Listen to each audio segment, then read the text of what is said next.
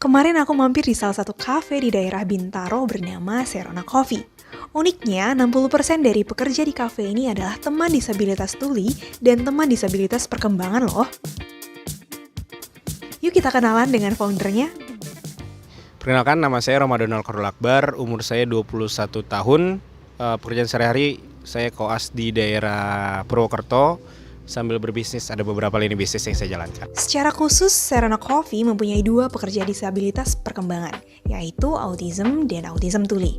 Mereka sampai di Serona Coffee dengan cerita unik loh. Namanya Roy.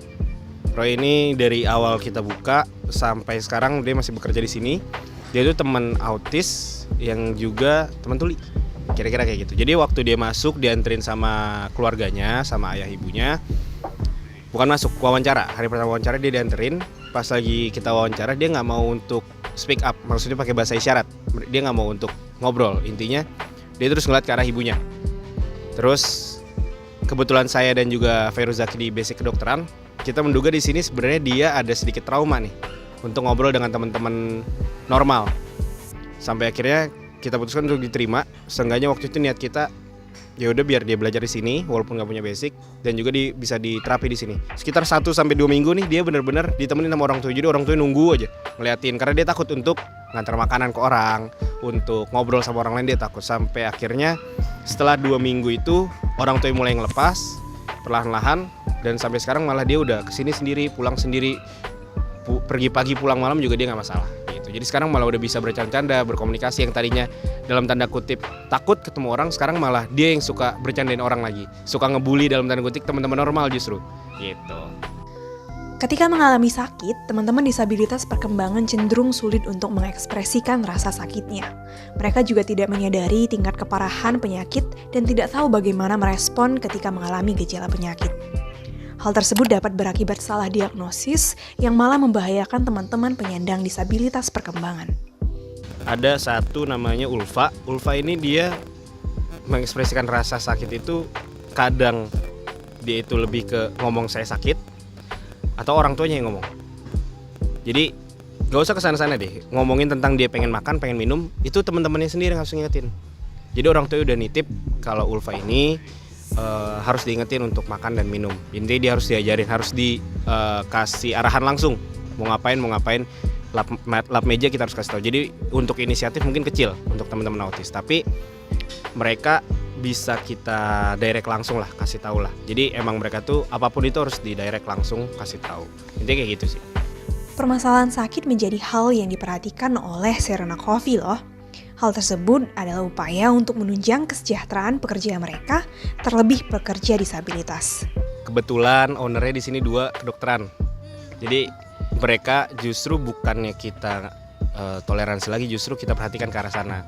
Kita juga lagi daftarin mereka walaupun di sini sudah kontrak, tapi kita belum, Serona Coffee ini belum kita masukin ke dalam PT, masih di dalam di bawah yayasan gitu. Tapi kita sudah berencana lagi ngedaftarin mereka untuk ke BPJS, setidaknya mereka punya asuransi. Tapi selain di situ, tadi ngomongin tentang menstruasi, kita di sini ada kotak P3K yang dulu saya bawa, selalu saya bawa biasanya kemana-mana, dari mobil saya turunin, saya taruh sini. Jadi ada obat antihistamin, untuk gatal-gatal, untuk alergi itu juga ada, kemudian untuk betadine dan lain sebagainya juga ada, paracetamol untuk biasanya mens juga bisa, kayak gitu-gitu. Jadi kita sediain beberapa obat umum, kita taruh di sini untuk mereka pakai, tapi syaratnya kalau mau pakai ngomong dulu ke, ada 2 owner kan yang kedokteran, saya dan juga Ija, ngomong dulu sama kita, baru boleh kita keluarin lah obatnya gitu. Kalau enggak, jangan asal ambil, ntar mereka main minum-minum aja obat kan gitu. Jadi kita justru nggak mau ngebebasin mereka untuk pakai obat, tapi kita juga nggak mau mereka jadi sakit gitu. Tapi kalau sakit kita persilakan untuk izin. Banyak kok yang sering izin untuk sakit gitu. Karena teman-teman tuli nggak tahu kenapa, saya juga belum baca tentang risetnya, mereka lebih, ada beberapa tuh yang lebih sensitif terhadap virus dan lain sebagainya. Jadi mereka lebih cepat sakit gitu. Sebenarnya kalau pesan untuk saya sih lebih ke datangin dulu, kenalin dulu, ngobrol dulu, nggak usah lama-lama.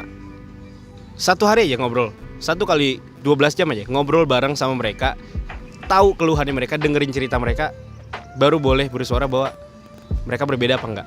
Berbeda dalam tanda kutip, berbeda hal yang negatif ya. Tapi di sini justru kita, kalau saya sih waktu seperti itu dan teman-teman saya yang datang ke sini justru malah jadi tersentuh karena 12 jam bareng-bareng, duduk bareng-bareng dan ngeliat, wah ternyata mereka seperti ini ya, ternyata mereka seperti ini. Justru hal positif, dan mereka justru ada beberapa yang alhamdulillah sekarang dalam tanda kutip membuka lapangan pekerjaan juga untuk teman-teman disabilitas. Karena dampak dari mereka nongkrong dan ngobrol di sini, kira-kira kayak gitu. Nah, sekian dulu cerita dari Serana Coffee. Semoga kita sebagai masyarakat Indonesia semakin peka terhadap lingkungan sekitar kita, terlebih terhadap teman-teman penyandang disabilitas perkembangan dalam menyampaikan rasa sakit mereka. Bye and see you!